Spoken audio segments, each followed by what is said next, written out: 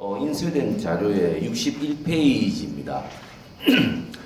저희 연구원에서 한 3주 전에 무역산업포럼이라고 전체적인 지금 현재의 무역 환경에 대한 점검과 올 연말까지의 무역 전망 그리고 내년도 이후에 한국 무역이 어떻게 될지 그 내용에 대해서 이제 포럼을 준비하면서 이 자료를 만든 게 있는데 저희들은 최근에 어떤 수출입 전반으로 앞에도 이제 말씀하셨지만 수출이 호조세를 보이고 있는 가운데 이례적으로 수입 급증으로 무역 수지가 적자로 반전된 이 상황에서 지금 현재 우리나라의 전체적인 어떤 무역 활동을 조금 제약하는 요인을 일시적인 요인과 구조적인 요인 그리고 이제 국내의 영향과 해외의 영향으로 매트리스 구조로 나눠서 이제 체크를 했습니다.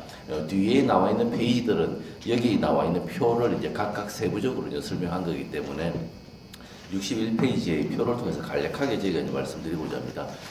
코로나 팬데믹의 영향이 아직까지 이제 완전히 가셔지지는 않은 상황이기 때문에 최근에 이제 물류라든지 공급망 전반에 대한 압력이 다소 둔화되고는 있지만 여전히 중국의 제로 코로나 정책이라든지 여러 가지 문제로 인해서 어디서 문제가 발생될지는 모르는 위기 상황은 아직까지 진행되고 있고 더더구나 코로나 팬데믹으로 인한 전체적인 부정적인 영향이 다소 완화되는 가운데 올 2월 달부터 러시아 우크라이나 전쟁이 또다시 이제 기름을 부은 꼴이 되어서 그에 따라서 물가라든지 금리 그리고 원자재 가격 상승 등등의 전체적인 부정적인 이슈가 같이 강화된 요인으로 촉발됐습니다.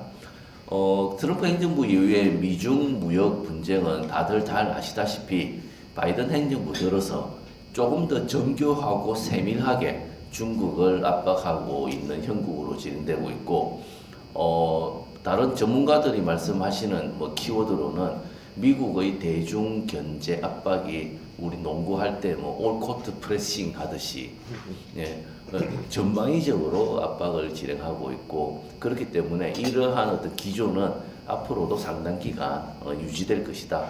정권의 변화에 상관없이 유지될 것이라는 게 주 내용이고 특히 이제 김웅정 원장님께서 앞서 발제를 하시면서 한국과 중국과의 교육 구조가 이제 변화됐다는 것을 말씀하셨듯이 우리가 중국에 대해서 원자재 또는 중간재를 수출할 때 그 최종적인 수요처가 중국에서 완제품으로 생산이 가공이 되어서 전 세계로 나가는 파트가 있고 또 중국 내수로 사용되는 파트가 있는데 그동안에는 중국에서 완제품을 만들어서 전 세계로 수출을 하는 포지션이 좀 많이 높았는데 최근에는 그게 이제 중국산 중간재로 중국의 작업도가 높아져서 대체되면서 한국에서 더 이상 중간재가 필요로 하지 않는 상황이고 반대로 수입 같은 경우에는 최근에 이제 전기차 시장 확대에 따라서 또 다른 부작용이 나타나는 게 제주는 곰이 부리고 돈은 왕서방이 챙긴다는 것처럼 한국의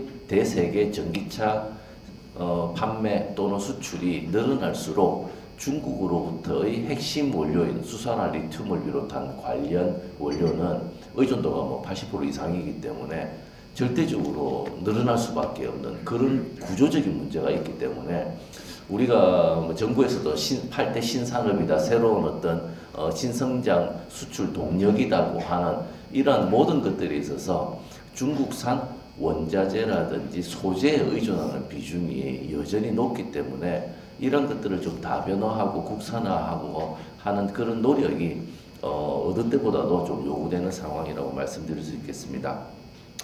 그와 마찬가지로 기후 대응에 대한 요구 확대, 저희가 이제 중소기업이라든지 수출업체들 이제 조사를 해보면은 유럽의 탄소국경 조정 제도라든지 이러한 기후 변화에 대응하는 이러한 제도들이 기업들에게 있어서는 하나의 이제 규제로 해외발 규제로 이제 생각이 되는 거고 과도한 행정 비용이라든지 이런 절차상의 까다로움 등등이 있기 때문에 어려운 문제가 되는 거고 앞서 말씀드린 중국산 소재를 한국에서 국산화하려고 해도 환경 문제 때문에 거의 모든 어떤 희소금속이라든지 희토류라든지 재련을 중국에서 해서 전 세계가 지금 수요하고 있는 그런 상황이기 때문에 그런 환경 문제 때문에 지금은 어쩔 수가 없는 그런 상황에 처해 있는 상황입니다.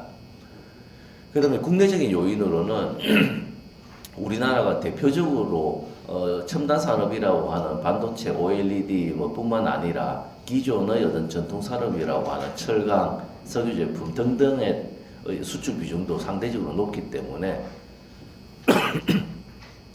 수출 또는 제조 강국 중에서 기본적으로 한국의 어떤 산업 구조의 특징이 에너지 과소비형 산업 구조라는 그런 기조가 아직까지 좀 유지되고 있기 때문에 올 들어서 러시아 우크라이나 사태 이후에 국제유가 급등, 천연가스 가격 급등의 피해를 고스란히 이제 한국이 짊어지고 있는 이런 상황이 되고 있기 때문에 그에 따라서 최근에 이제 국내 뉴스로는 한전의 적자 문제라든지 전기료 인상 현실화 등등의 어떤 국내적인 어떤 정책 현안으로까지 파장되고 있는 상황입니다.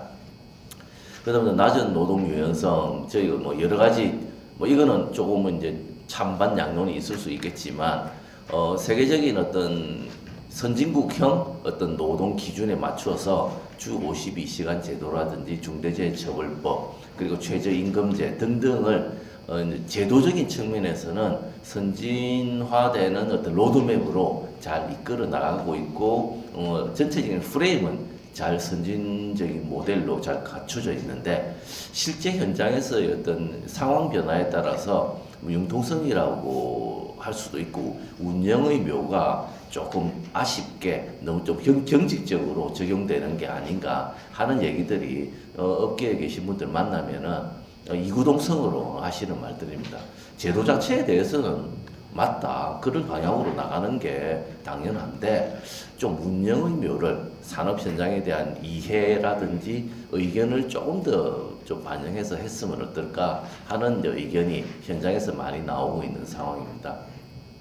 그리고 이제 국내 기업들이 거의 이제 지금 현재는 중국에 신규 투자를 하겠다는 비율은 설문조사를 해보면 참 5%도 안 되는 것 같아요.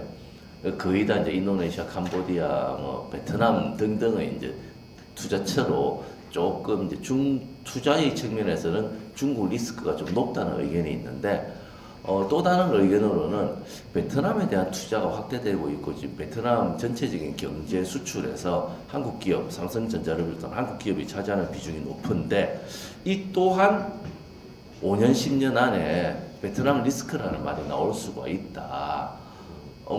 대학 교재에서도 해외 직접 투자, 해외 투자 전략을 수립할 때도 기본적으로 첫 번째로 검토를 하는 게 컨트리 리스크인데 베트남 역시 사회주의 국가고 그죠?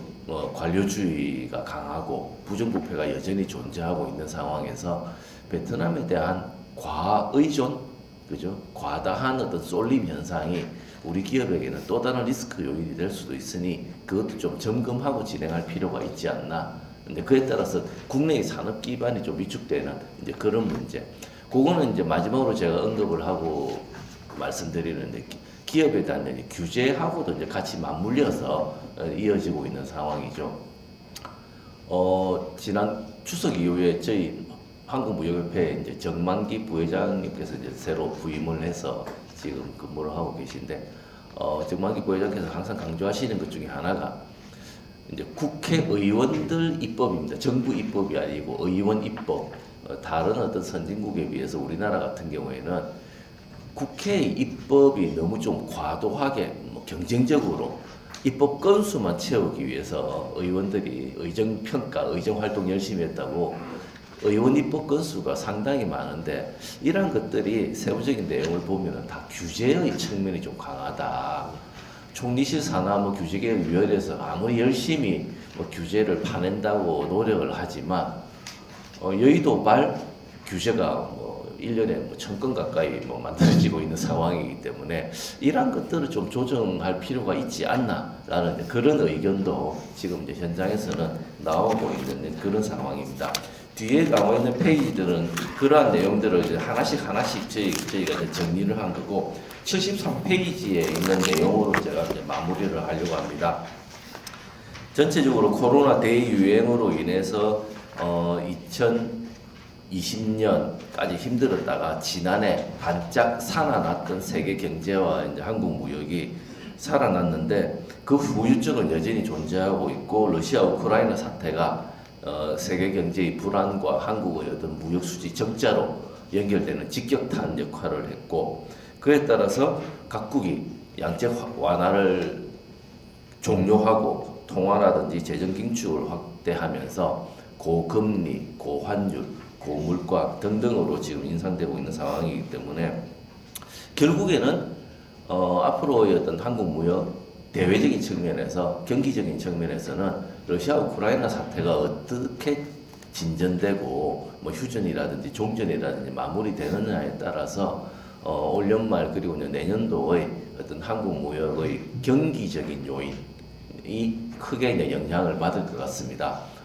제가 이제 기자들이나 업계분들 만나면은 일단은 아주 부정적인 얘기부터 먼저 던집니다. 대비를 하셔야 됩니다라고 말씀드리기 위해서. 그래서 제가 이제 숫자로 500, 1500, 2000을 이야기하고 다녔습니다. 그 숫자가 실현되지 않기를 바라는 마음으로 최악의 경우 500, 1500, 2000까지 감안을 하셔야 됩니다. 그것까지 준비를 하셔야 됩니다. 기업들이. 무역 적자 올해 500억 달러 넘어설 수도 있습니다. 그까지는 가지 않을 것 같습니다. 한 4, 50억 달러 언저리에서 이제 막을 것 같은데, 그 다음에 환율 1,500원 터치할 수도 있습니다. 그런데 다행스럽게 지난주, 이번 주 들어서 이제 1,300원대로 다시 좀 떨어졌지만, 그에 따라서 대외적인 변수가 그만큼 악화되면은, 우리나라 종합주가지수 2,000 붕괴될 수도 있습니다. 그래서 제가 500, 1,500, 2,000이라는 최악의 시나리오를 상정해 놓고 기업들이나 관계자분들께 그러한 것들이 이루어지지 않도록 우리 모두 좀 자구책을 단단하게 마련해야 되지 않나 그렇게 생각을 합니다. 당연스럽게 최근의 어떤 국제 뉴스라든지 어떤 미국발 또는 러시아, 우크라이나발 뉴스를 보면은 조금은 숨통이 트이는 뉴스가 나오고 있어서 조금은 다행인데 여전히 그 경계선에서 한국 경제, 한국 무역이 좀 외줄타기를 하고 있는 상황이기 때문에 좀 면밀히 예의주시해야 되는 상황이 아닌가 그렇게 생각합니다. 이상으로 제 발표를 간단하게 말씀드렸습니다.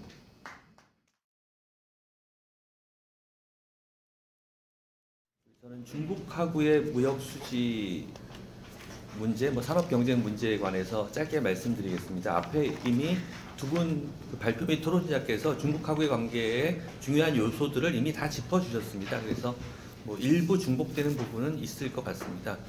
우선 그 79쪽부터 아마 그 자료는 짧게 있는데요. 중국하고의 무역 수지가 문제가 지금 문제가 되는 이유는 사실은 전체 우리 한국의 무역 수지에서 중국이 차지하는 비중이 굉장히 높았기 때문입니다. 2014년 이전까지는 우리 무역 수지 전체 흑자액보다 중국으로부터의 흑자액이 더 컸던 그런 시기가 있고요. 그 다음에도 굉장히 큰 비중을 계속해서 말하자면 무역 수지 흑자에 중국이 기여하고 있는 그런 양상이 이제 나타났었는데요. 이제 그게 이제 줄어들고 있고 특히 아까 말씀하신 것처럼 중국하고의 무역 수지가 월간으로 3개월간 적자가 나타나는 현상이 이제 30년 만에 처음 나타나고 하는 것 때문에 굉장히 다들 유의하시게 되는 것 같습니다. 다만 전체 지금 최근에 월간 무역 수지를 보면 무역 수지 기준입니다만 중국에서 무역 수지 중국에 대한 적자가 나타나는 건 사실이지만 전체 그 적자는 주로 이제 에너지 쪽에서 나타난 거라고 볼 수 있기 때문에 예를 들어 지금 무역 수지 적자의 중요한 원인이 그냥 중국이다 이렇게만 꼭 말할 필요는 없고 앞으로 중국하고의 그냥 무역 수지가 어떻게 되는 건가라는 그런 관심으로 좀 돌려야 될 것 같습니다. 그랬을 때 그러면 대중 적자의 원인에 대해서 좀 생각을 해봐야 되는데요. 기본적으로 다들 이제 일시적인 것보다는 구조적인 게 중요하다고 앞에서도 말씀하셨고 그 구조에 대해서도 이미 다 말씀하셨는데 크게 보면은 중국이 성장하고 있다는 겁니다. 중국의 산업이 성장하고 소득이 늘어나면 두 가지 일이 벌어집니다. 산업이 성장하면 해외에 의존하던 중간재 자본재를 수입 대체하게 돼 있고, 소득이 늘어나면 국내에 있던 노동 집약적 산업이 나가면서 중국이 생산기지로서 갖는 저임금 생산기지로서 갖는 매력이 떨어지게 됩니다. 그 변화가 지금 일어난 거고, 그래서 말하자면 중국이 그 중간재 자본재를 대량으로 수입하고 그것을 그냥 가공하던 그런 단계에서 스스로 생산하는 그 단계로 넘어가는 게 지난 20년간 꾸준히 진행됐고, 그 속에서 한국의 대중무역수지 흑자 구조는 점진적으로 약화될 수밖에 없었고 약화되어 왔습니다. 이 무역수지 이 흑자 그 피크가 2013년에 그 620억 달러 좀 넘었었는데 대중 그 이후에 계속해서 400, 200 이런 식으로 점진적으로 하락하는 추세가 중간에 뭐 반도체 같은 가격 같은 요인들을 빼고 나면 하락하는 추세가 있었고, 굳이 말하면 그걸 연장선을 쭉 그으면 올해 0쯤 되는 그런 해에 사실 마이너스가 나타난 겁니다. 그래서 그 수입 대체, 그러니까 중국의 산업 고도화가 꾸준히 진행되면서 수입 대체가 일어나는 현상은 뭐 원래 우리도 각오하고 있었던 거고 불가피한 현상이었다라는 게 있고요. 두 번째는 근데 중국의 어떤 비용 그 임금이 높아지고 소득이 높아지고 임금이 높아지면서 이제 노동집약적 생산 기지가 아까 여러분이 말씀하신 것처럼 특히 한국 경우에는 베트남으로 대거 이전을 했고 뭐 아래쪽 그림인데요. 실제로 2010년 이후에 그 그림을 보면은 중국에 대한 매년 새로 투자하는 기업의 수가 감소하는 것하고 베트남에 대해서 늘어나는 게 그냥 X자가 그려지듯이 정확하게 반대로 갔던 그런 시절이 있습니다. 코로나 시절에는 해외 투자 전반이 줄어들어서 그 모양이 나타나지 않습니다만은, 그래서 사실은 우리 기업들이 스스로 선택한 부분이 굉장히 강하게 있다. 우리가 생산 기지를 스스로 베트남으로 옮기고 있고, 그게 결과적으로 나타나는 게 아까도 이미 다 말씀하셨습니다만은 대중 무역 수지가 줄어드는 그림하고 베트남에 대한 무역 수지 흑자가 늘어나는 그림하고는 또 굉장히 그 반대 방향으로 유사한 그런 관계를 보여주고 있습니다. 그래서 지금 그 대중 무역 수지는 일종의 균형으로 가고 있는데, 그 이유는 하나는 중국 측 요인이고 중국의 산업 고도하고 또 하나는 우리 기업의 선택이다. 이제 이렇게 그 상황을 말씀드리겠습니다. 그리고 거기에서 뭐 생각할 수 있는 전망이랄까 아니면 평가할 요인들이랄까 이런 걸 좀 말씀드리면은, 첫째는 우리가 그래서 중국의 어떤 수입 대체가 일어나고 있으니까 중국 산업과의 우리의 경쟁 격차를 유지하는 게 중요하다. 이제 이런 식의 관점으로 많이 이 문제를 이해하시는데, 사실은 이제 그건 뭐 굉장히 당연한 얘기고요, 중요한 얘기라고 하는데 그 속에서 숨겨진 강론들을 좀 볼 필요가 있는 것 같습니다. 제가 볼 때 중국 경제를 자주 보고 있는 입장에서 제일 중요한 것은 사실은 중국 시장에서 그러니까 세계 시장에서 중국 또는 한중 관계에서 중국 제품에 의해서 우리가 대체되고 있다라는 그 기본적인 현실 말고도 중국 시장에서 일본이나 대만이 하는 것만큼 우리가 못하고 있다. 이게 지금 어떤 의미일까를 생각해 볼 필요가 있는 것 같습니다. 그 2018년 이후를 보면은 그 2018년까지 우리가 꽤 장기간 중국의 수입 시장에서 점유율 1위였습니다. 한국이 중국 수입 시장을 제일 잘 활용하는 나라였는데 그게 지금 2, 3위권으로 떨어졌고 대만이 우리를 크게 앞질러 버렸습니다. 지난 4년간. 그리고 일본과의 격차는 매우 줄어들었습니다. 그래서 사실은 아까 얘기했듯이 중국이 산업 고도화한다는 굉장히 역사적인 현상하고 이렇게 맞서는 거와는 별도로 사실은 중국 시장 안에서 그럼 일본, 대만에는 우리가 왜 밀리고 있는 건지는 굉장히 좀 생각해 볼 필요가 있는 것 같다. 뭐 제가 그 이유까지 많이 분석해 보지는 못했습니다만은 이게 굉장히 중요한 요인인 것 같습니다. 그리고 또 하나 평가할 만한 건 해볼 것은 앞으로 그럼 이게 어떻게 될 거냐. 이제 무역 수지 흑자가 줄어들고 이제 적자로 가는 거냐. 뭐 이제 이런 식의 상황이 있을 수 있는데요. 우선은 이 중국하고 한국의 교육의 구조를 보면 서로가 중간재 자본재를 맞바꾸는 구조입니다. 그러니까 중국하고 한국은 상대의 시장을 이용하는 게 아니라 두 개의 공장이 그 서로의 공장 간에 협력하는 그런 과정에서 무역이 일어나는 겁니다. 그런 의미에서 중국은 뭐 세계 1위의 지금 제조업국이고 한국도 5위의 제조업국인데 그 제조업 기지 간의 무역이기 때문에 어떻게 보면은 상당히 안정적인 그냥 대등한 교역 관계를 지속할 수 있다라고 생각하고요. 뭐 한쪽이 바보짓을 하지 않는다면은 그래서 어떤 한쪽이 흑자 적자를 오래 유지할 수 있는 건 아니고 그냥 균형적인 관계로 상당 기간 유지될 거라고 본다. 그러니까 어떤 뜻이냐면 과거에 우리가 대량 흑자를 봤는데 그거는 중국이라는 공장이 건설 중에 있었기 때문에 그랬던 거고요. 지금 그 건설이 완성됐고 완성된 두 개의 공장 사이의 교역이기 때문에 그냥 뭐 자유무역과 시장경제가 계속 잘 작동을 한다면은 무슨 우리가 대량 적자로 돌아서는 건 아니고 이 균형적인 어떤 무역 관계가 유지될 거고 한국의 무역 수지는 중국 외에 다른 곳하고의 관계에서 오히려 더 결정될 거다. 지금 최근에 동남아하고 그 새로운 분업 구조를 만들고 있는 것처럼 이제 그런 어떤 상황이라고 생각합니다. 그리고 그 속에서 그렇지만 이제 아쉬운 거는 중국이 이제 산업 고도화를 하고 그 속에서 우리 무역 수지가 균형으로 갈 수밖에 없구나. 이런 생각하는 데서 아쉬운 것은 다음 마지막 그림인데요. 그런데 유사한 일을 우리도 반대 방향으로 겪은 적이 있습니다. 우리 산업이 굉장히 고도화됐고 그 속에서 사실은 일본을 추격하는 과정이 있었고요.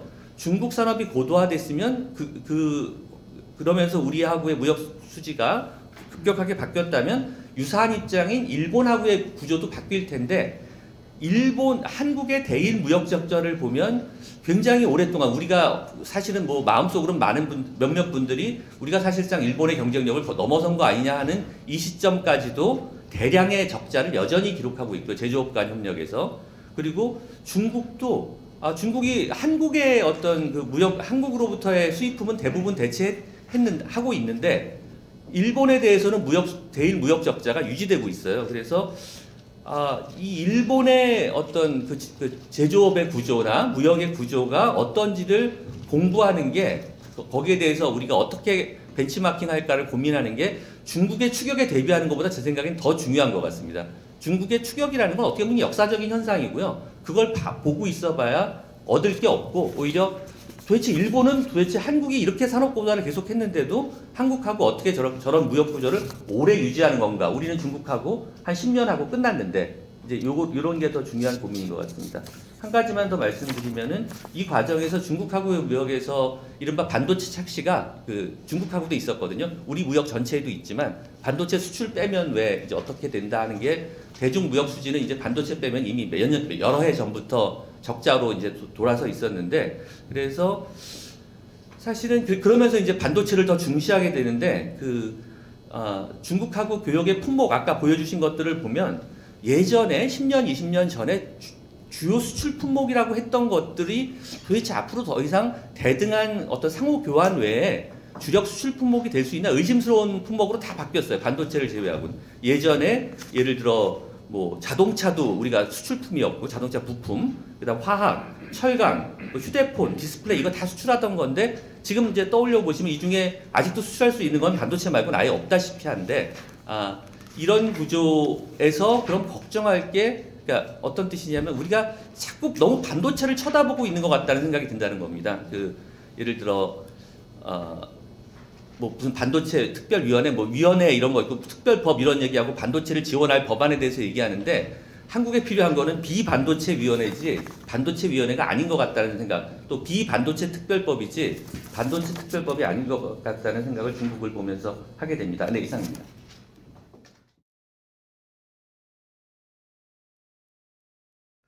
자동차 산업이 대표적인 산업이기 때문에 한번 관심 있게 보시면은 되게 우리나라 경쟁력이 어떤 건지 아마 느낄 수 있을 것 같아서 그런 점을 소개해드리고자 합니다. 41페이지를 가지고 일단 동향을 좀 보시면은 우리가 자동차 생산이 뭐 내수 수출도 같이 생산 자체가 우리나라에서 만든 게 이제 내수로 쓰이고 밖으로 수출하는데 전체적으로 줄어가고 있습니다. 계속 줄어가고 있고 금년에는 좀 나아졌습니다. 금년은 좀 잘 되고 있고 잘 되고 있다는 얘기는 다른 나라 산업들이 아직도 좀 제대로 자동차 산업이 회복을 못하고 있다는 증거일 뿐이죠. 우리가 잘해서 아주 잘해가지고 또 넣는 것이 아니라 그래서 2012년 때 우리 자동차를 460만 대 생산했는데 금년에 한 340만 대, 350만 대 된다면 1년에 10만 대씩 줄어가고 있는 겁니다. 1년에 공장 하나씩 없어지고 있는 거죠. 이제 내수는 뭐 거의 뭐 그렇고 수출이 그만큼 줄어가고요. 5개사를 보면은 뭐 현대기아가 워낙 70~80%를 하고 있는데 한국 GM하고 르노, 삼성, 우리나라 대표적인 외국인 투자 기업입니다. 투자 기업들이 이제 자동차를 생산만 하다가 수입해서 파는, 앞으로 잘못하면 자동차 수입 회사로가 될 수 있는 그런 OEM 수입이 점점 늘어나고 있습니다. 상용은 굉장히 어렵고요. 반대로 우리 내수 시장에서 수입차 비중은 계속 늘어가고 있는데 18%, 17% 되지만 고가하다 보니까 금액으로 보면 40% 정도, 35%, 40% 정도를 수입차가 매출액에 차지하고 있습니다. 우리나라 글로벌로 보면은 5위에서 2019년 코로나 전에 7위까지 떨어졌었습니다. 인도, 멕시코한테 추월당하고, 근데 코로나 때문에 다른 나라가 부진하다 보니까 다시 5위는 올라섰는데, 글로벌 생산이라는 것 차원에서 우리나라 생산량 자체가 앞으로 유지되기가 하는 걱정이 있고요. 아시다시피 아까 말씀이 많이 나왔습니다만 중국 시장에서 2016년도에 7.4%까지 먹다가 지난해에는 2.4% 거의 미미한 수준으로, 물론 이전에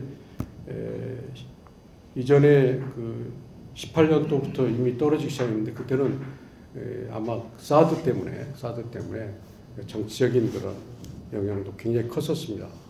물론 중국차가 따라온 것도 있지만, 그럼 우리나라 자동차 산업 경쟁력에서 가장 큰 게 뭔가 하면, 아시다시피 여러분 자동차 산업은 가장 강성 노조가 지배하는, 우리나라 민주노총이 지배하는 산업입니다. 인건비가 제일 높죠, 세계에서. 제가 자동차 때도 통계를 받아보면 현대자동차가 매출액의 12%를 인건비로 나가는데 그건 회사가 아닙니다. 인건비에 다른 나라들이 7~8% 정도 나고, 그 5% 이상을 매년 인건비에 충당하다 보니까 뭐 R&D 여력이 없어지는 거죠. 다른 여력들이. 그다음에 부품업체에 도와줄 돈도 부족하고, 세계 최고의 강성 규정 노조고 세계 최고의 노동 경직성을 가지고 어떻게 버틸 것인가. 인건비는 여러분 잘 아시지 않습니까? 지금 뭐 평균 자동차 산업 평균 근로자 임금이 뭐 8천만 원, 9천만 원 평균이, 그러니까 초봉이 6~7천 시작합니다. 거기 근로시간 단축돼도 근로시간은 단축되죠. 16시간이 날아갔습니다. 지난 5년 동안에 16시간이 날아갔기 때문에 그만큼 되고요. 특히 제가 아주 아쉽게 생각했던 건 R&D 분야까지 R&D를 해야 되지 않습니까? 제조업은 안 해도 좋다 이거죠. R&D 하신 분들까지 근로시간을 단축해서 6시면 연구실 문을 꺼야 되는 그런 상황이 돼 있는 거죠. 그러면서 어떻게 혁신을 하겠다고 하고 4차 산업혁명을 하겠다고 일본을 이길 수 있냐 이거죠. 제가 주장했어요. 그래서 R&D 분야 조금 그 융통성을 제가 뭐 엄청 뭐 싸우다가 정상기간만 좀 늘렸습니다. 정상기간이라는 게 52시간 한 달 내 정산할 것이냐, 뭐 몇 달에 정산할 것이냐, 그러면 집중할 수 있는 기간이 늘어가거든요. 그래봐야 3개월 내에 정산해야 하기 때문에 집중해서 연구할 수 있는 기간들이 한계가 있는 거죠. 참고로 말씀드린 일본은 1년 정산됩니다. 1년 정산. 42페이지 보시면 그러면 순수 전기차는 어떤가? 우리 현대기아가 열심히 해가지고 상당히 그 회복을 많이 했습니다. 그래서 많이 팔고 있는데, 그래봐야 일본이, 그러니까 중국이 70% 정도 전 세계 전기차를 먹고 있기 때문에 그래봐야 15만 대, 16만 대 정도 지금 하고 있고요. 테슬라가 1위, 중국의 BYD가 1위, 상하이 전기차 3위, 이런 정도가 우리가 그나마 열심히 따라하고 있습니다. 국내에서 좀 큰 차들은 중국산이 대부분 많이 있다. 버스 같은 거, 또 어린애들 뭐 이렇게 통금 통학시키는 차 이런 것들은 중국이 워낙 싸니까 중국에서 전기버스가 우리나라에도 상당히 많이 와 있다. 배터리나 이쪽 가면 뭐 엄청나게 우리가 약하죠. 어저께인가 전경련에서 발표를 했던데 거의 원료. 앞으로 전기차는 이제 배터리가 중요하게 되는데 배터리 쪽에 우리가 약해집니다. 그다음에 자율주행차에서 차량용 반도체 이쪽도 우리 국산화율이 거의 2%밖에 안 됩니다. 그 MCU 같은 것도 국내에선 거의 없고요. 대만의 TSMC가 주로 지배하고 있고 자율주행차 레이더, 라이다, 카메라 같이 가장 중요한 센서 거의 다 수입하고 있습니다. 그러니까 앞으로 우리 자동차 산업의 제조업 경쟁력은 어떻게 될 것인가 걱정이 많은 거죠. 많고 현대 기아는 잘 될 겁니다. 항상 현대 기아는 잘 될 겁니다. 그러나 밖에서 잘 되는 거죠. 국내 공장을 밖으로 이전해서 전 세계는 잘하지만 한국 자동차, 메이드 인 코리아 자동차는 어려울 것이다. 근데 사람 착각하는 거예요. 현대 기아가 잘 되면 한국 자동차는 잘 되는 걸로. 전혀 다른 얘기죠. 미국의 IRA 뭐 여러분 신문에 많이 보시고 다 아시는 내용이지만 그게 이제 7,500불 보조금을 주는데 그 전부 다 앞으로는 미국에서 생산된 것만 최종 조립적 완성된 건 차량의 수준이다. 그 차량에서도 배터리 광물이 FTA 국가에서 조달돼야 되고 그럼 반을 줍니다. 반 3,750불을. 그다음에 그 주요 부품까지도 조달되어야 또 추가로 반을 주는 거죠.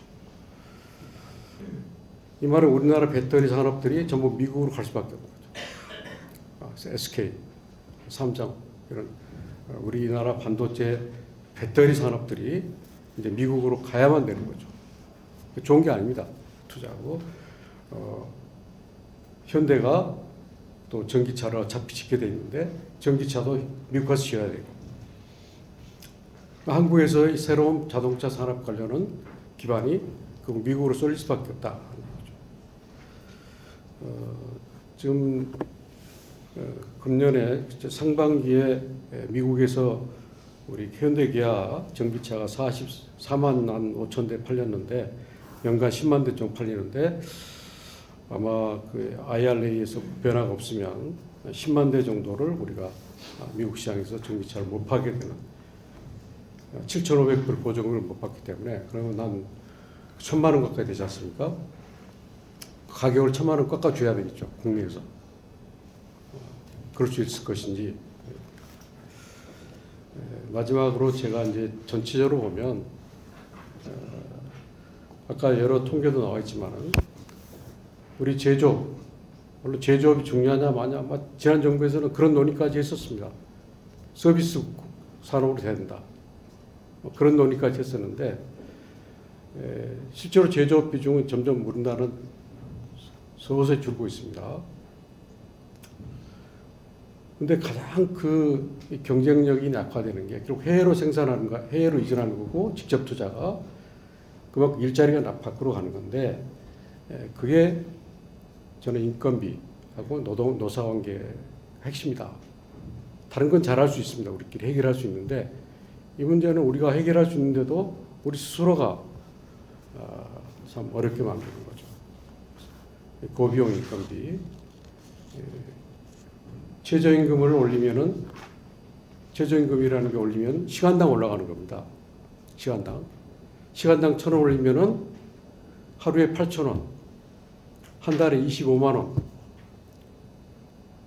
근데 큰 겁니다 이게 최저임금 올리면 시간의 수당이 올라가고 보너스가 올라가고 퇴직금도 올라가는 거예요. 우리나라 구조에서는 임금 체제 개편이 안 된 상태. 가장 30년 전에 된 임금 체제 가지고 최저임금 올리면은 엄청난 나비 효과가 되는 거죠. 근데 쉽게 1,000원 올리면 쉽게 합니다. 그러니까 죽어라는 거예요. 그래서 이런 문제. 그다음에 시간을 줄였기 때문에 어떻게 이걸 생산성 있게 쓸 것인가. 이 문제가 해결 안 되고 어떻게 노무 관리가 되겠습니까? 삼성전자가 손을 들었습니다. 이제 삼성전자 사장을 구속시켰고 부당노동 행위를 했다고 노조한테 잘못했다. 그러니까 노조한테 손을 들었어요. 그러니까 돈을 벌면 무조건 다 이제 나눠줘야 되는 거죠. 알았어. 그렇게 되면 퇴직금도 몇 배가 올라가는 거죠. 퇴직금도. 그러니까 계속 이게 나비 효과처럼 불어나는 이 구조를 아무도 지금 손을 못 대고 있는 거죠. 그다음 적대적 노사관계. 저는 잘 아시지만 우리나라처럼 파업을 제일 많이 하는 나라가 없습니다. 왜냐? 파업을 가장 쉽게 하도록 돼 있거든요. 세계에서 가장 파업이 쉽게 운영되기 때문에 노조는 파업부터 시작해요. 외국은 테이블에 앉았다가 안 되면 파업하지만 오늘 파업부터 시작해서 테이블에 옵니다. 그다음에 해고가 불가능하죠. 해고는 불가능하고 징계를 할지 회사가 망해야 때만 돼야 해고가 가능합니다. 이런 여러 가지 것들이 되지 않고 그다음에 또 하나는 가장 중요한 게 형법으로 다루거든요. 노사관계를 형법으로 다룬 나라는 극히 드뭅니다. 좀 과징금 내지 과태료 이런 걸로 다루지 그 CEO날지 담당자를 2년 이하의 징역으로 바로 처하는 나라가 극히 드물거든요. 이러다 보니까 쉽게 풀지 않고 가장 두려운 게 노사관계예요. CEO들이. 외국계 투자 기업들이 와서 한국에서 제일 겁나는 게 우리나라 노조권. 이런 부분을 풀어주지 않고 좀 더 노사가 테이블에 앉아가지고 건설적으로 문제를 풀어가는 그런 글로벌 스탠다드를 마련해주지 않으면 우리 국내에서 이런 강성 노조를 함께 일하기가 어려울 것이다 하는 게 들고요. 근로시간 단축 문제도 현 정부가 좀 손을 대겠다고 하지만 탄력성을 주겠다고 하지만 결국 그것이 R&D까지 영향을 미친다는 게 참 안타깝습니다. R&D까지 벤처기업 R&D 하는 분들은 밤을 새야 되지 않습니까? 젊은 사람들이 밤을 샐 수 있는 기회를 원천적으로 지금 수술하고 싶어도 못하는. 그다음에 아까 여러 번 말씀 나왔지만 미중 간의 대결은 앞으로 굉장히 격화될 것 같습니다. 미국이 자기 나라가 앞으로 어떻게 해야 될지 이를 깨닫고 이제 특히 중국이 미국을 따라잡겠다고 선언한 이상 절대로 그냥 보지 않을 겁니다. 시진핑이 목표를 그렇게 둔 한 그래서 특히 반도체 안보에 관한 반도체 분야는 아마 그러니까 미국이 하는 건 좀 국가 안보입니다. 몇 년 전 트럼프가 자동차 산업에 25% 관세를 올리겠다 할 때도 국가 안보를 가지고 있거든요. 국가 안보, 기술 문제를 가지고. 그래서 이 문제에 대해서 가장 직격탄을 맞을 게 우리나라가 될 수 있다는 생각이 듭니다. 반도체법은 잘 아시지만 미국에 예를 들어서 한 건데 반도체 진흥을 위해서 엄청난 투자를 하는 거죠. 근데 그 지원받은 기업은 10년간 중국에 투자를 하면 안 되는 거죠. 미국 돈을 받으면 중국에 투자를 못하게 돼 있다는 거죠. 근데 뭐 1년간 봐주겠다고 그랬는데 한국 삼성하고 SK에 더 이상 투자가 안 된다는 얘기고 그다음에 상무부에서 하는 건 기술적으로 통제를 하는 거예요. 허가를 받는 거기 때문에 참 앞으로 반도체 산업도 미국으로 갈 수밖에 없다. 중국에는 투자가 어렵다. 반도체가 우리나라 수출의 20-30%를 차지하는 건데 이런 거고요. 근데 우리나라 K반도체 아까 우리 지 박사님 좀 다른 얘기했지만 어쨌든 반도체도 살려야 되니까 법이 있습니다. K반도체법은 미국은 이렇게 법을 만드는데 우리는 법이 안 되는 거죠. 왜냐? 삼성, SK는 대기업이라는 거죠. 재벌이라는 거죠. 대기업을 왜 도와주냐는 그 정서. 대기업을 도와주지 말자는 정서, 국회를 지배하고 있기 때문에 우리나라 삼성, SK가 대기업인가요? 세계에서? 글로벌 대기업이 아니잖아요. SK하고 삼성이 잘 돼야 많은 중소기업 살아갈 수 있는 거잖아요. 생태계지 않습니까?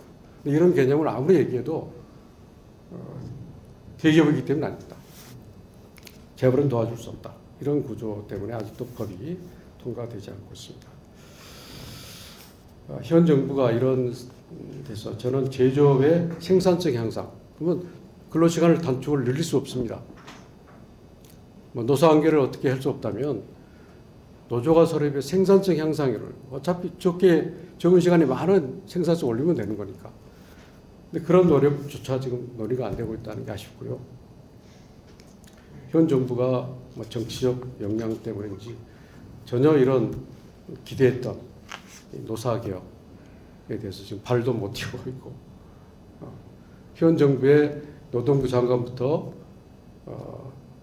윤석열 정부 뒤에서 노사 정책하는 분들이 지금 한국노총 출신이라는 거 적당히 하고 있다는 거, 그 점이 저는 개인적으로 굉장히 아쉽고, 정말 현 정부에서만이라 조금만이라도 뭔가 좀 개선이 있으면 좋겠다. 이게 있어야 한국 제조업이 좀 더 열기 있게 할 수 있겠다는 생각이 들어서 오늘 조금 주제하고는 좀 거리가 있는데 마치 이렇게 초청을 해서 기본적인 문제를 말씀드렸습니다. 네, 감사합니다.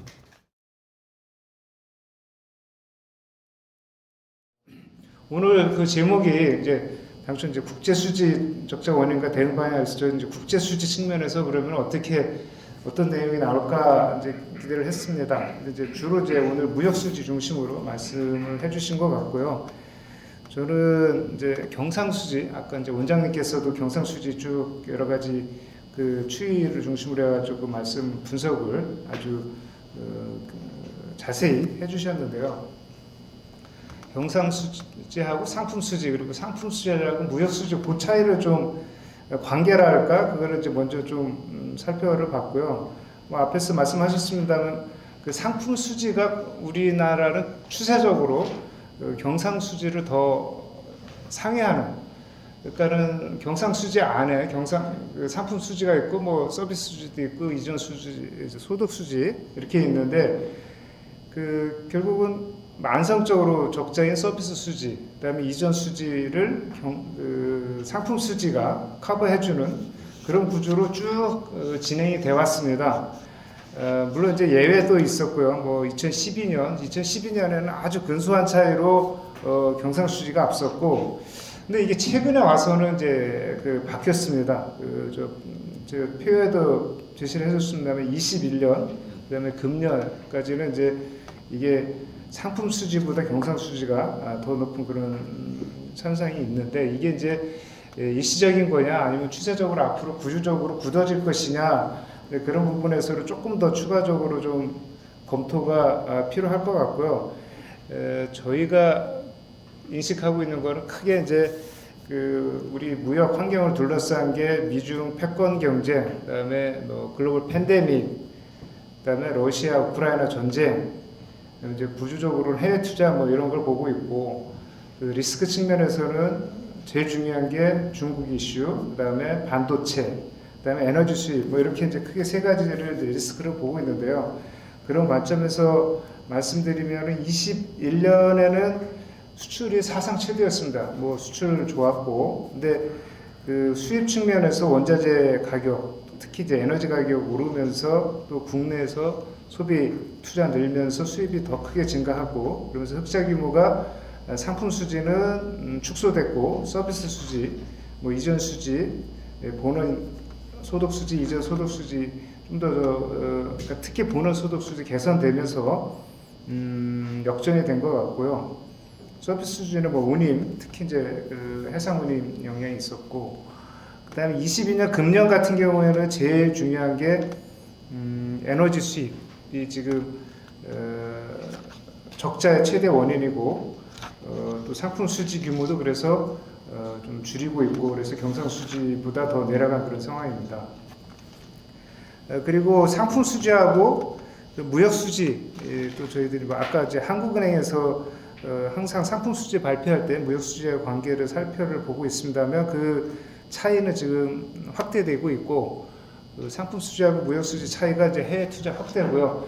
그 무역 수지는 사실 우리나라만 쓰는 말입니다. 그러니까 정확히 얘기하면 통관 기준 수출입 차가 되겠고요. 그 한국 그 IMF 권고 기준의 그 국제 수지 매뉴얼이 있는데 국제 수지 매뉴얼에 따르면 이제 상품 수지가 이제 정확한 거고 그거는 이제 결제 기준으로 실제 대금을 받았느냐 나갔느냐 영수했느냐 지급했느냐 기준으로 이제 이렇게 하고 있고요. 이게 시점 차이도 있고 뭐 아까 통관 기준 같은 경우 수입 같은 경우에 운임 CIF 기준으로 하는 그런 차이도 있습니다만 그 최근에는 또 해외 투자 영향이 좀 있는 것 같습니다. 이 상품 수지하고 무역 수지 차이가 그래서 우리 해외 투자 늘면서 또 해외 생산 늘면서 중개 무역 그리고 위탁 가공 무역 밖에서 이제 물건이 나가 국내에서 통관이 안 되는 수출 이런 거는 통관 기준으로는 당연히 안 잡히고 국제 수지 기준 그러니까 상품 수지로는 잡히고 그래서 이제 차이가 좀 확대되고 있는 추세다 이렇게 말씀드릴 수 있고요. 최근에 수출입 현황은 뭐 수출이 증가하는 요인, 그 다음에 에너지 수입이 증가하는 요인 이렇게 나눠서 볼 수 있는데 요거는 뭐 원장님께서 또 앞에 패널 분들이 다 말씀을 해주셨고요. 저는 이제 그 품목별로 보면은 뭐 소비 심리 위축되면서 가전, 무선통신, 뭐 전자 이런 쪽, 컴퓨터 이런 쪽은 이제 당연히 수출이 아주 일찌감치 줄고 있고요. 석유화학, 철강 이런 중간재 또 반도체 이런 수출도 감소를 하고 있습니다. 다만 지금 하반기 들어서 우리나라 수출을 떠받치고 있는 건 사실은 이제 자동차라고 할 수 있고요. 자동차, 그다음 자동차 부품, 또 전기차 수요 확대에 따라서 배터리, 일단 뭐 물가 오르니까 석유 제품 한 4개 정도가 지금 수출 증가세를 보이고 있고. 거기에 이제 선박 정도가 약간의 증가 또는 약간의 감소 이렇게 해서 보이고 있는데 결국은 자동차가 지금 하반기에는 수출의 버팀목이 되고 있다 이렇게 말씀을 드릴 수 있을 것 같고요. 중국은 이제 계속 좀 우려하는 부분이 많이 있는데요. 대중 수출이 뭐 저희들이 이제 적자도 보이고 있고 또 수출도 감소하고 있는데. 일단 중국 경제가 안 좋습니다. 중국 경제가 안 좋고 그러다 보니까 중국의 수입도 줄고 있고 수출도 둔화되고 있고 급기야 이제 우리하고 똑같이 10월달에 중국도 수출이 감소세로 이렇게 돌아섰고요. 한중 무역 구조를 보면은 사실 제일 중요한 게 역시 또 중국 아까 3대 이슈가 중국 반도체 에너지인데 그중에 중국 반도체가 혼합된 겁니다. 그러니까 대중 수출 최대 품목이 반도체고. 전체 대중 수출에서 한 30% 정도 차지하고 있고 반도체 전체 수출에서는 중국으로 나가는 게 한 60% 정도 됩니다. 근데 그 반도체 수출이 줄고 있고 아까 이제 대만 이슈도 나왔습니다만 중국 내에서 대만이 약진하고 있고 우리가 좀 수출이 둔화되고 있는 것도 사실은 이제 반도체 영향이 크고요. 그러니까 우리 중간재 중국으로는 중간재가 많이 나가는데 중간재 수출이 영향을 좀 받고 있고 그 대만 같은 경우는 뭐 석유화학이나 철강이나 이런 거보다는 반도체, 전자 중심으로 되어 있기 때문에 대중 수출 영향을 좀 적게 받고 있고 그래서 상대적으로 우리보다 이제 독일도 마찬가지고요. 중국 시장에서 독일이나 대만은 상대적으로 좀 약진하고 있고 우리는 또 좀 어려움을 겪고 있는 상황이다 이렇게 말씀을 드리겠고 최근에 환율 관련돼 가지고 환율은 뭐 우리 수출에 크게 도움은 지금 안 되고 있고 오히려 수출에 하방 요인으로 이렇게 작용하고 있다 이렇게 말씀을 드릴 수 있을 것 같고요. 그 다음에 이게 작년에 수출이 좋았고 올해 상반기까지도 계속 뭐 두 자릿수 이렇게 수출이 여전히 이제 증가를 했습니다만 하반기 들어서 8월부터는 한 자릿수로 이제 수출 증가세가 둔화가 됐고요. 급기야 이제 10월 달에는 마이너스로 수출이 감소하고 있는데 이게 어떤 오버슈팅 효과도 있었던 것 같습니다. 그래서 뭐 역기저 효과도 있고요. 그래서 좀 수출 증가세가 지속적으로 좀 둔화되고 있고 그럼 앞으로는 어떻게 될 거냐? 앞으로도 좀 쉽지 않은 그런 상황입니다. 그래서 당분간 수출 증가세 둔화는 지속될 것 같고 거기에 따라서 적자도 지속될 것 같습니다. 구조적 측면에서 수출이 앞에서는 이제 경기적 측면이라고 볼 수 있고 구조적 측면에서는 뭐 해외 투자 이거는 다 앞에서 말씀을 해주셨고요. 해외 투자 관련돼서도 아까 그 상품 수출 통관되는 거하고 그러니까 한은 기준, BOP 기준 상품 수출하고 관세청 기준 통관 수출 좀 차이를 좀 살펴봤는데 그 차이가 좀 확대를 되고 있고 2010년만 그 상품 수출이 더 적었던 것 같고요. 글로벌 밸류체인 변화에 따라서 해외 생산 기지 중국에서 아세안으로 이전하고 있고 그래서 아세안 수출이 증가하고 있다 이렇게 좀 말씀을 드릴 수 있고요. 뭐 우리나라 기업뿐만 아니라 글로벌 기업들 애플이나 퀄컴, 구글도 다 이제 아세안으로 이전을 하고 있고 중요한 거는 최근에 그러니까 우리나라 최대 수출 그러니까 교역 상대국이 중국, 미국, 일본이었는데 그 3위가 이제 일본에서 베트남으로 7월에 바뀌었습니다. 그래서 베트남을 비롯해서 이렇게 아세안 수출 비중이 좀 증가를 하고 있고 반면에 대중 수출 비중은 표에서 보시는 것처럼 이제 감소하고 있다 이렇게 말씀을 드릴 수 있을 것 같습니다.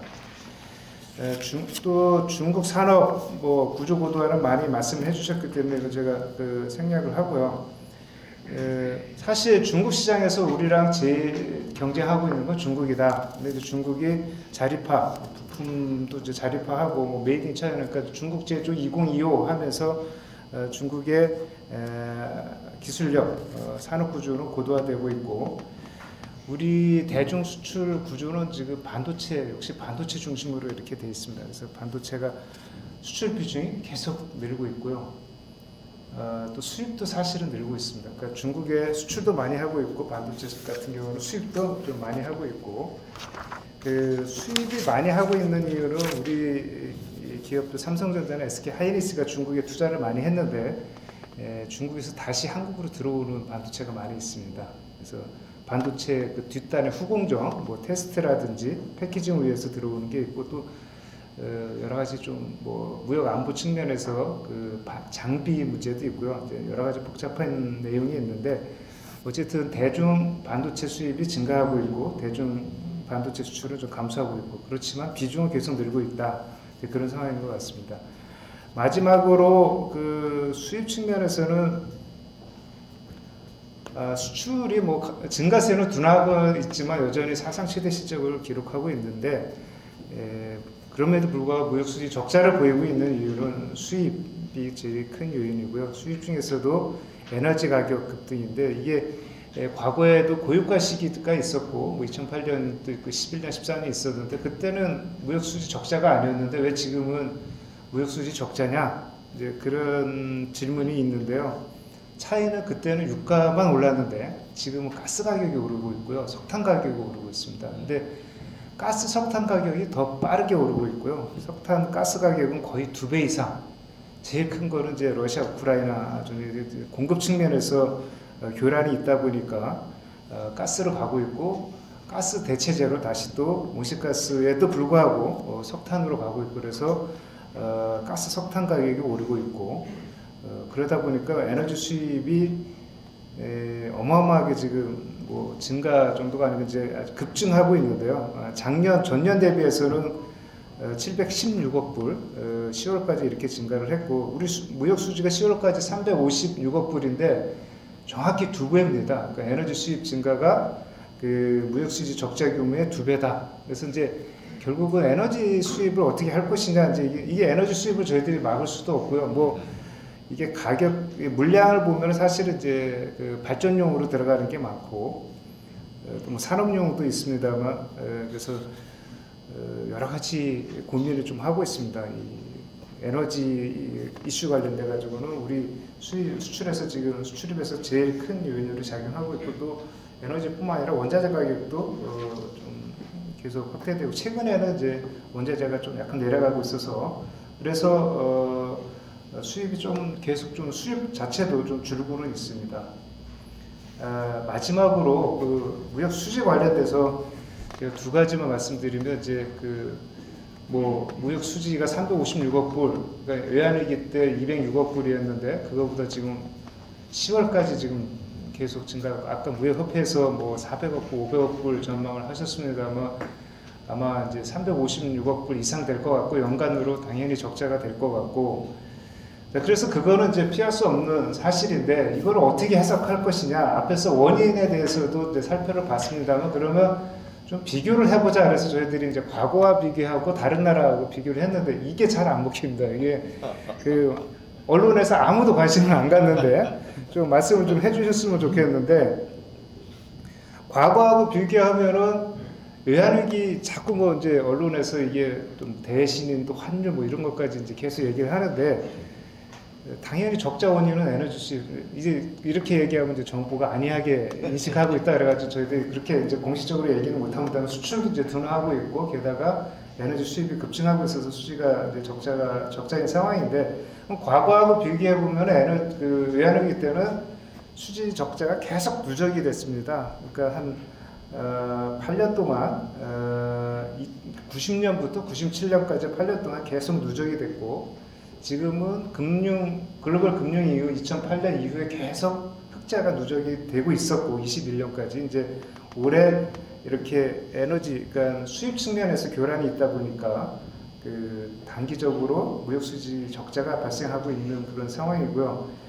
그 다음에 이게 절대 규모는 뭐 206억 불 이상 지금 과거보다 늘었는데 그러면 우리나라 트레이드 볼륨 그러니까 무역 규모 자체도 커졌기 때문에 그 규모 대비 적자 규모를 살펴보면은 과거에 한 3% 정도 됐습니다. 그 206억 불이 외환위기 당시 우리 무역 규모에 보면 한 3% 정도 됐는데 지금 무역 규모에서 보면은 7.4% 반대입니다. 그러니까 과거에 7.4%였고 지금은 이제 한 3% 정도로 그래서 이제 좀 과거와는 좀 다르다. 그러나 우려하지 않을 정도는 아니고 이제 당연히 이제 우려를 해야 되는 부분이 있고요. 그리고 다른 나라하고 좀 비교를 했는데 아까 원장님께서도 말씀을 해주셨고 했는데 사실 우리 수출이 잘 버텼고요. 상대적으로는 뭐 선방을 하고 있다.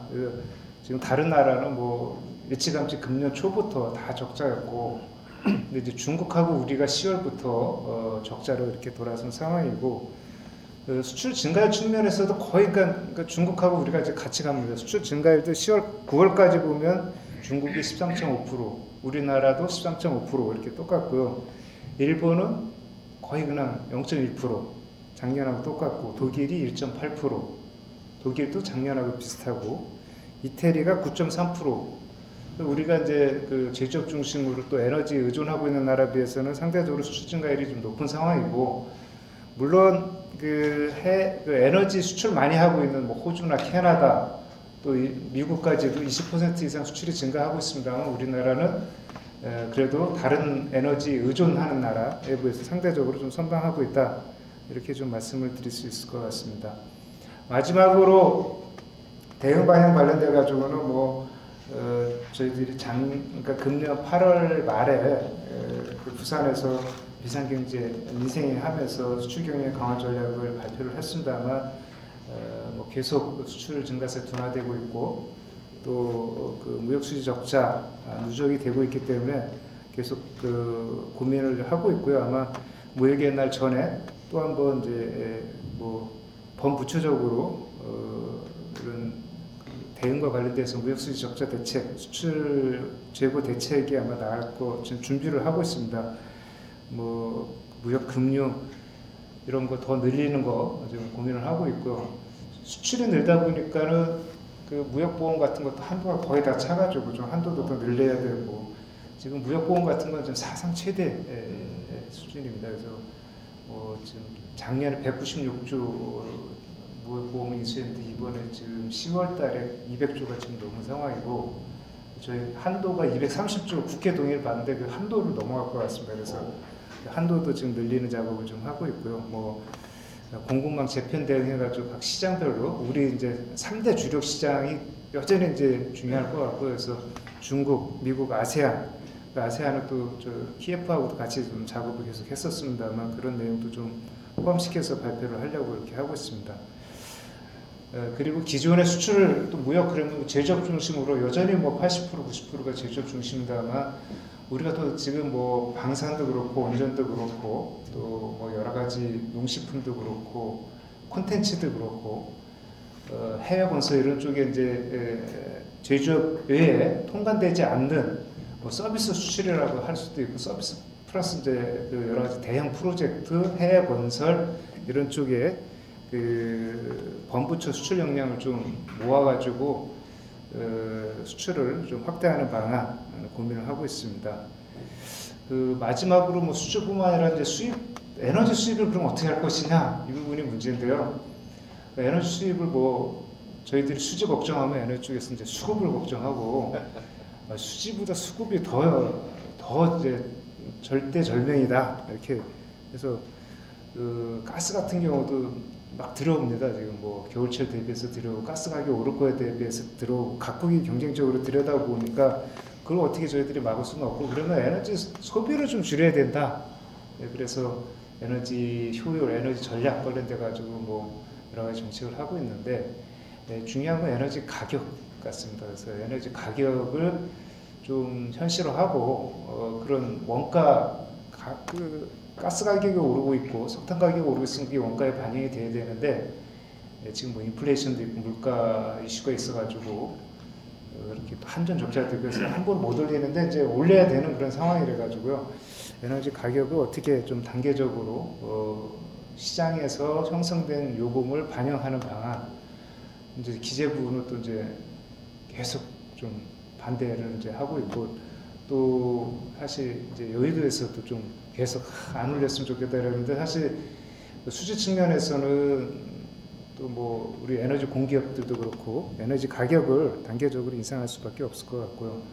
그 에너지 발전 원 에너지 믹스도 뭐 이제 좀 더 고민을 해야 되고 그래서 에너지 수입 절감을 해서 또 다양한 노력 또 효율화를 위한 어떤 제도적인 근본적인 그런 변화 뭐 그냥 국민들한테 에너지 전략만 캠페인으로 호소해서는 안 되고 제도적으로 어떻게 요금이라든지 아니면은 에너지 효율화를 위한 투자에 대해서 세제 지원을 적극적으로 해주는 방안 뭐 그런 걸 좀 관계부처랑 협의를 하고 있습니다. 그리고 좀 뭐 재생에너지라든지 아니면은 대체 연료 쪽으로 그런 연료를 좀 대체하는 거 사실 이런 거 좀 한계가 있고요. 결국은 이제 가격, 에너지 요금 현실화하는 거 이제 그런 쪽에서 좀 고민을 하고 있다 이렇게 말씀드리겠습니다.